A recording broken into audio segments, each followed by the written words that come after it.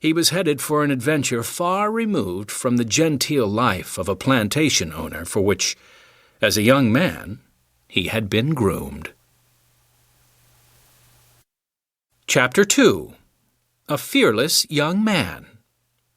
5-year-old Meriwether Lewis had been saying goodbye to his father as far back as he could remember.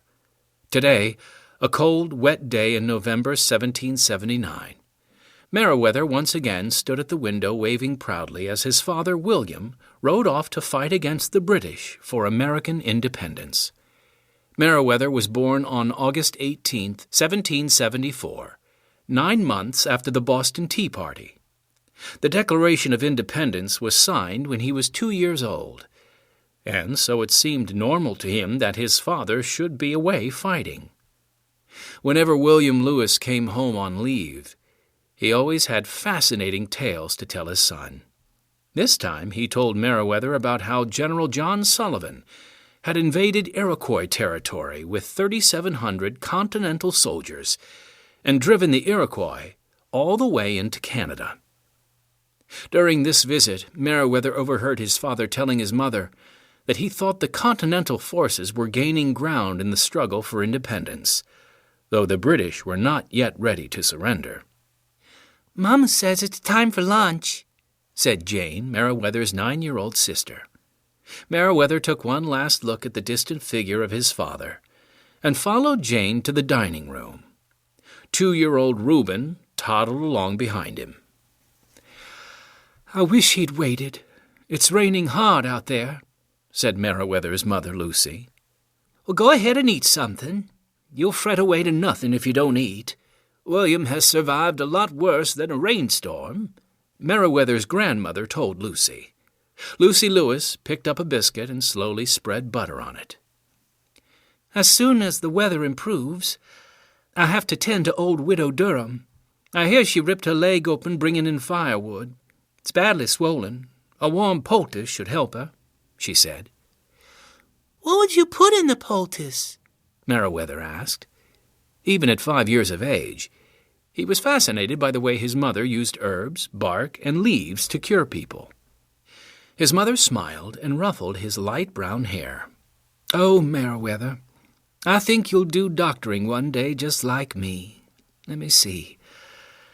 For an infection, I'd use crushed marigolds, garlic, and honey." "Just like you used on Mr. Taylor's arm," Meriwether said.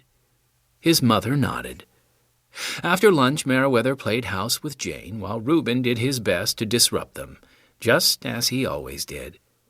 The rain continued to beat down steadily on the shingle roof. It was just getting dark when there was a loud thump at the front door. It was unusual for someone to visit so late, and Meriwether watched keenly as a servant went to investigate. "Oh, my gracious! It's the master!" the servant wailed. Meriwether gasped as the door swung wide open, and his father collapsed on the Persian rug. William Lewis was covered in mud, and one of his boots was missing. Meriwether heard a swish of skirts on the wooden floor as his mother and grandmother came running. "What happened?" Lucy asked as she helped her husband onto one of the wooden chairs. "I lost my horse," Mr. Lewis whispered.